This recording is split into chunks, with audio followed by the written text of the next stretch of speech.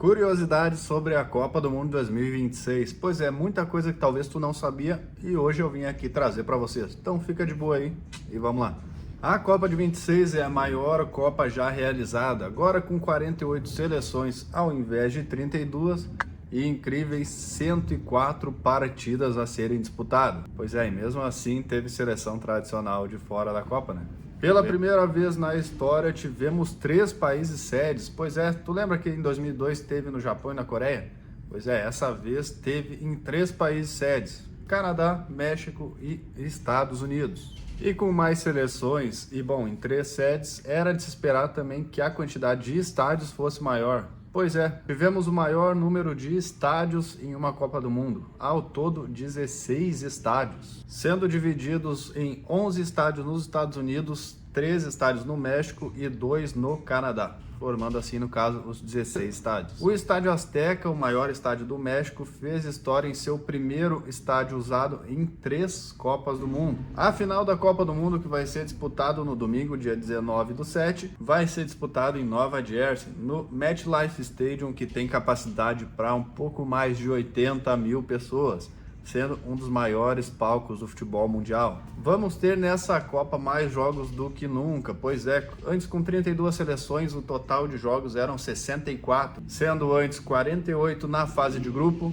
8 jogos nas oitavas, 4 nas quartas, 2 na semi, a final 1 jogo e terceiro lugar 1 jogo também, totalizando no final 64 partidas. E pois é, nessa Copa a gente teve 104, na verdade tá tendo 104 partidas ao todo, sendo 72 partidas na fase de grupo, 16 na fase de 16 avos, nas oitavas 8, nas quartas 4, na semi 2, final 1 jogo e terceiro lugar mais 1 jogo, totalizando 104 partidas ao todo. Essa Copa de 26 foi a que teve mais seleções estreantes, pois é, abriram mais vagas, 48, então era de se imaginar que fosse aumentar as seleções estreantes.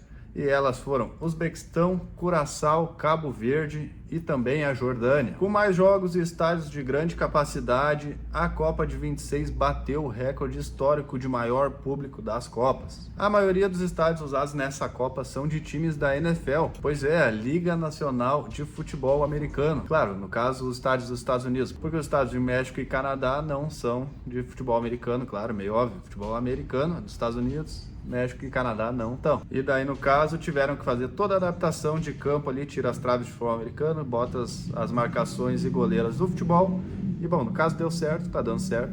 Não acabou a Copa ainda, mas tá dando tudo certo. Teve algumas seleções que tiveram que fazer um trajeto gigantesco, porque ou iam jogar no Canadá e daí pro outro lado dos Estados Unidos, ou México e daí Canadá. Pra tu ter uma noção, a distância ali de Vancouver até Cidade do México, onde tem 2 estádios localizados nessas sedes, é de 4.000 quilômetros. Pois é, pensa em chão que esses caras percorreram, quem veio a jogar nessas duas. Mas também não quer dizer, porque jogador tá acostumado a viagem longa, isso é fato.